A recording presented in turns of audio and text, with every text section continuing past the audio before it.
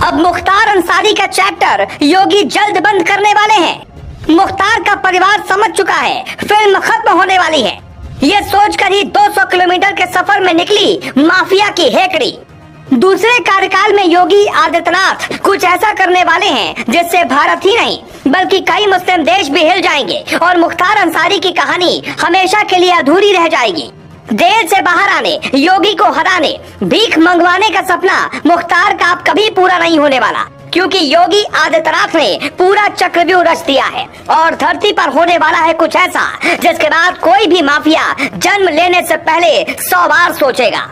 ये रिपोर्ट 5 सालों तक काम आएगी। हो सकता है उससे पहले ये रिपोर्ट सही साबित हो, क्योंकि एक अंसारी को योगी सरकार में किसी बड़े ऑपरेशन को ध्यान में रखकर मंत्री बनाया गया है। कानून व्यवस्था के नाम पर जीत मिली तो मोदी ने योगी को इशारा दे दिया है, यूपी सुधारने के लिए कुछ भी कर सकते हो।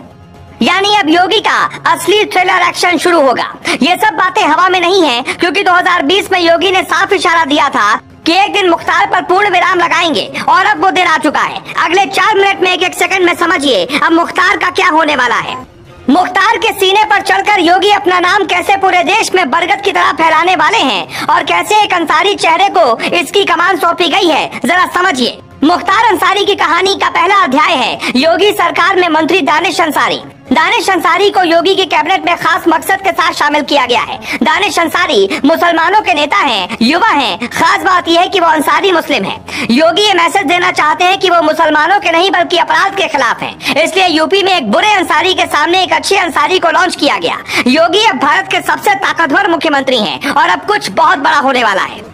मुख्तार अंसारी के साथ कुछ ऐसा होगा जो कानून के दायरे में होगा, क्योंकि योगी गांधी की विचारधारा से कई बार सहमत नहीं दिखते। एक चैनल के इंटरव्यू में योगी ने एक गाल में थप्पड़ खाने के बाद दूसरा गाल आगे करने वाली नीति का विरोध किया था और साफ कहा था, कानून मानवों के लिए होता है, दानवों के लिए नहीं।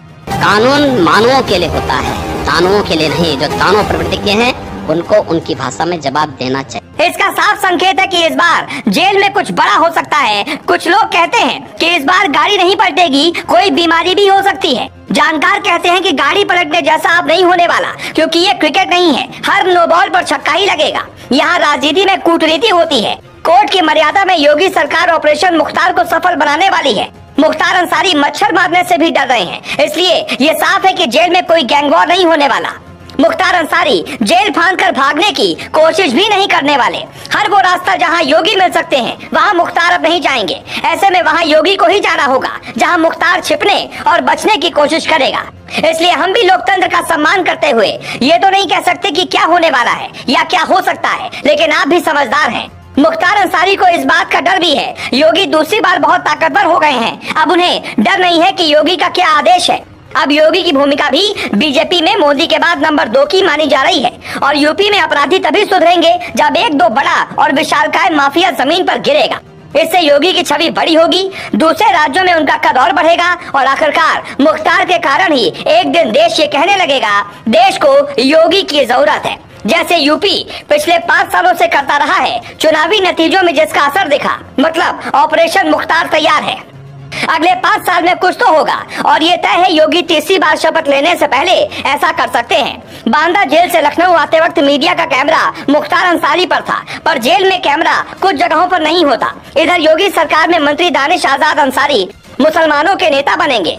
अंसारी मुसलमानों के रहनुमा बनने की कोशिश करेंगे। उधर पिछले दरवाजे से किसी एक बड़े माफिया पर पहली बार सबसे बड़ा बुलडोजर चलना तय है।